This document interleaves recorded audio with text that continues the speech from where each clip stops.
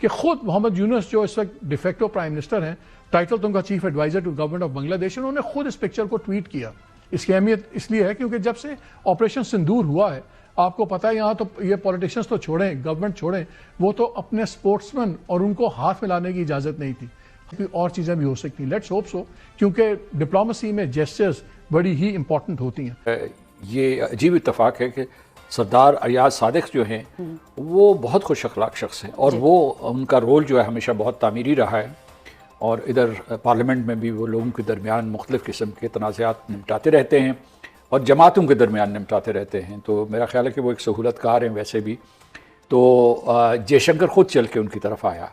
तो अच्छा, अब इसमें क्या साराई ये हो रही है जी कि ये on the spur of the moment था या कुछ कुव्वतों ने इसकी हौसला अफजाई की है कि आप इस जमूत को तोड़ें। और हर टीवी चैनल्स पर दिखाया जा रहा है, बताया जा रहा है कि डॉक्टर जयशंकर जो कि फॉरेन मिनिस्टर हैं भारत के, उनकी और अयाज सादिक, सरदार अयाज सादिक साहब की मुलाकात हुई है ढाका में, जहां पे दोनों पहुंचे थे आखिरी रसूमात में शिरकत करने के लिए खालिदा जिया की। मामलात जो हैं वो थोड़े से जो है धीमे होंगे, जो लड़ाई, टेंशन और जो स्ट्राइक्स वगैरह थी उसके बाद ये पहली बार ऐसा हुआ है कि हिंदुस्तान और पाकिस्तान के जो फॉरेन मिनिस्टर या कह लीजिए हमारी साइड से भी जो हमारे स्पीकर है नेशनल असेंबली, उनकी मुलाकात हुई है दोनों तरफ। विदेश मंत्री एस जयशंकर का बांग्लादेश दौरा केवल 5 घंटे का था, जिसमें कोई प्रेस कॉन्फ्रेंस या सार्वजनिक कार्यक्रम नहीं हुआ, लेकिन इसे साइलेंट बट स्ट्रेटेजिक विजिट बताया गया।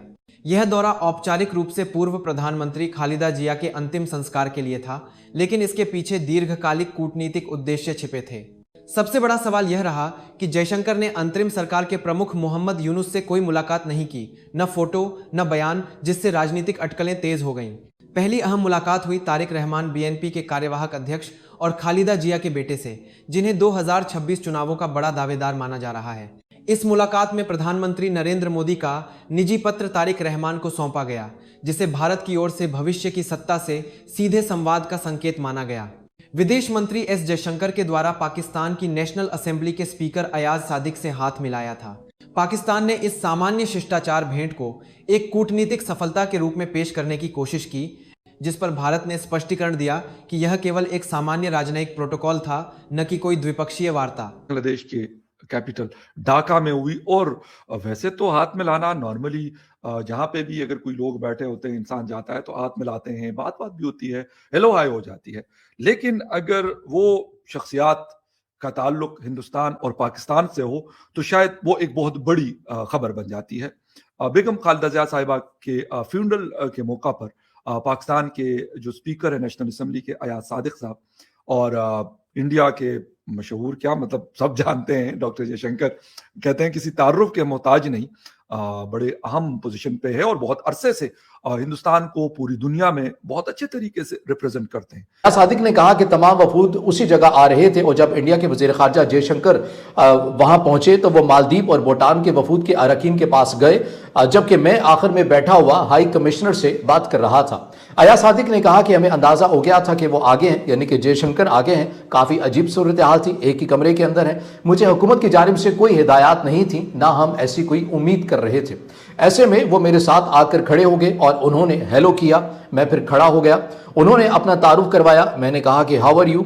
अयाज सादिक का कहना था कि उसके बाद जब मैं अपना तारुफ करवाने लगा तो उन्होंने कहा कि मैं आपको जानता हूं, आपको तारुफ करवाने की जरूरत नहीं है। यह कहकर उन्होंने, यानी कि जयशंकर ने, हाई कमिश्नर और सिफारखाने के बाकी अमले से हाथ मिलाया और फिर एक सोफे पर बैठ गए। एक सवाल के जवाब में अयाज सादिक ने कहा कि हाल ही में मैच में हाथ ना मिलाने के वाक़े की वजह से मैंने हाई कमिश्नर से कहा था कि हमारी पोजीशन बहुत ऑकवर्ड हो गई है, हम आपस में बात करते हैं ताकि हमें इंटरेक्ट ना करना पड़े, क्योंकि जहन में वो क्रिकेट वाली बात तो थी। उन्होंने कहा कि ठीक है।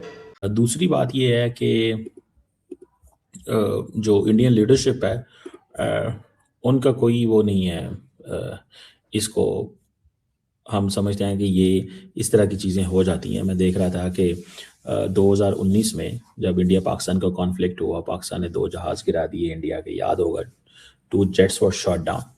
तो उसके बाद मई 2019 में बिश्केक में एक मीटिंग हुई जिसमें पाकिस्तान की और इंडिया की लीडरशिप की मुलाकात हुई थी। सुषमा स्वराज और जो शाह महमूद कुरैशी ने थी। अभी 7 जेट्स के डाउन की बात है, फिर मुलाकात होगी। So these handshakes are normal. Customary होते हैं, ये कोई वो नहीं है। आप इसको उस सेंस में नहीं कह सकते कि ये इंडिया के और पाकिस्तान के, they are not happy, they are tough, they are getting tough with each other. और उसकी वजह यह है कि इंडियंस ये समझते हैं जी हमने पाकिस्तान के साथ अब बात नहीं करनी, जो major public discourse societal level पे जो डिस्कोर्स है, इसके अलावा और नहीं। दूसरे नंबर पे जो है हमारे यहाँ पे भी ऐसे ही है कि नहीं यार बात नहीं करनी, इन्होंने हमारे से बड़ी ज्यादती की है इंडिया। बहुत खुशगवार माहौल रहा है, दोनों ने बहुत मुस्कुरा कर एक दूसरे से हाथ मिलाया है और यकीनन ये इस तरफ जो है इशारा करती है ये बात, या कह लीजिए हम उम्मीद लगा सकते हैं कि दोनों कंट्रीज के बीच में मामला जो है वो थोड़े से जो है धीमे होंगे। जो लड़ाई टेंशन और जो स्ट्राइक्स वगैरह थी उसके बाद ये पहली बार ऐसा हुआ है कि हिंदुस्तान और पाकिस्तान के जो फॉरेन मिनिस्टर या कह लीजिए हमारी साइड से भी जो हमारे स्पीकर है नेशनल असेंबली, उनकी मुलाकात हुई है। दोनों तरफ के लीडर्स जो है पहली बार आमने सामने आए हैं, दोनों ने हाथ मिलाया है और यकीनन हमारी दुआ है कि ये अमन जो है वो बना रहे और दोनों कंट्रीज एक दूसरे के साथ जो है वो चल पाए। और जाहिर है कि पाकिस्तान की तरफ जो रिस्पॉन्सिबिलिटीज आती है, मैं हमेशा कहती हूँ कि पाकिस्तान के जो लीडर्स हैं, पाकिस्तान की जो वो लोग हैं जो मुल्क को चलाते हैं, गवर्नमेंट लाते ले जाते हैं, उनकी जिम्मेदारी बनती है।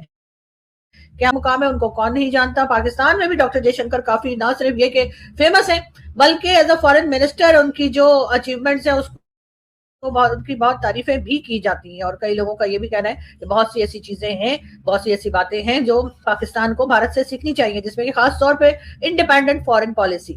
और इंडिपेंडेंट फॉरेन पॉलिसी के चलते ही ये हुआ कि अगर अमेरिका कहता है कि जी आप रशिया से ऑयल नहीं ले सकते, लेकिन अगर भारत को ऐसा लगता है कि उसे रशिया से ऑयल लेना चाहिए तो भारत वो ऑयल ले रहा है और किसी तरीके से नहीं रोका गया। लेकिन वो लोग जो उनके हाथ में पॉलिसीज बनाने की पावर होती है, या जो लोग मुल्क में गवर्नमेंट लाते ले जाते हैं, या वो लोग जो गवर्नमेंट में होते हैं और पावरफुल होते हैं, उनको चाहिए कि वो इकोनॉमी पे बहुत सिंसियरली काम करें, लेकिन अपनी पर्सनल इकोनॉमी पे नहीं, मुल्क के दे रहे हैं।